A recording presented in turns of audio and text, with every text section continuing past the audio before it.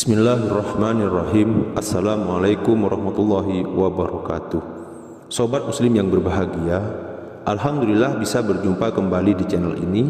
Semoga kita semua diberikan kesehatan, rezeki yang banyak dan berkah, diampuni segala dosa-dosa, dipanjangkan umur hidup dalam kemuliaan, dan akhir hidup husnul khotimah. Amin amin ya rabbal alamin.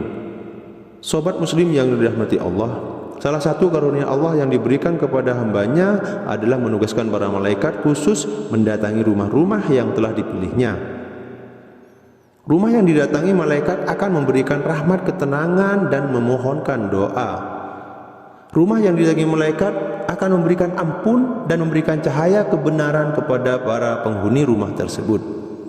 Ada beberapa amalan yang hendaknya dilakukan oleh penghuni rumah yang bisa membuat para malaikat mendatangi rumah mereka. Berikut ini 9 ciri-ciri rumah yang didatangi malaikat. Yang pertama, rumah yang digunakan untuk banyak berzikir. Rasulullah SAW bersabda, tidaklah sekali-kali suatu kaum duduk berzikir kepada Allah kecuali mereka dikelilingi oleh para malaikat dan akan diturunkan rahmat ketenangan kepada mereka. Hadis riwayat Muslim. Yang kedua, rumah yang banyak dibacakan Al-Quran. Beberapa sahabat dan beberapa tabi'in memberikan penjelasan tentang hal ini, bahwa sesungguhnya rumah itu terasa lapang bagi penghuninya, didatangi malaikat, dan dilimpahkan kebaikan jika di dalamnya dibacakan Al-Quran. Yang ketiga adalah rumah yang digunakan untuk menanti sholat ke sholat.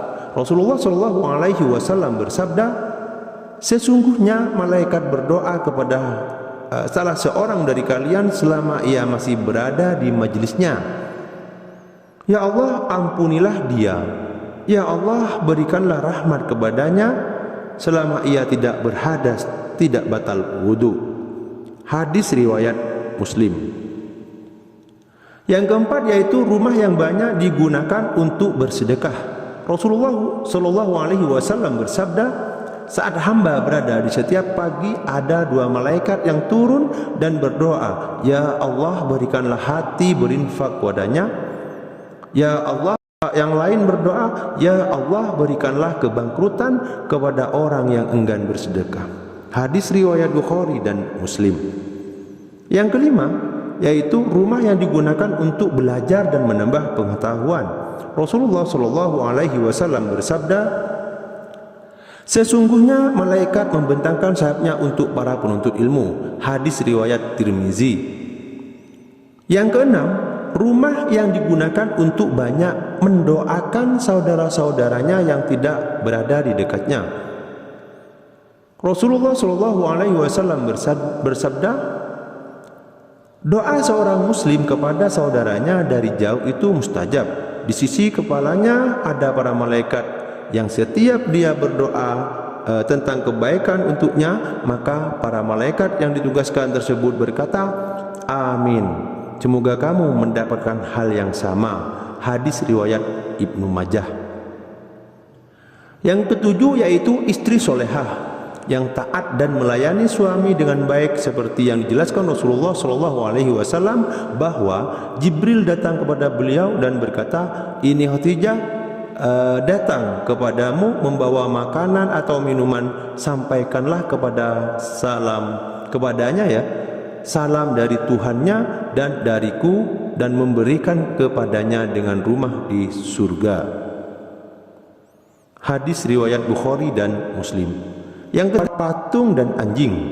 Hadis menjelaskan bahwa Jibril berkata kepada Rasulullah SAW, ketahuilah kami tidak akan memasuki rumah yang di dalamnya terdapat anjing dan gambar patung. Hadis riwayat Muslim.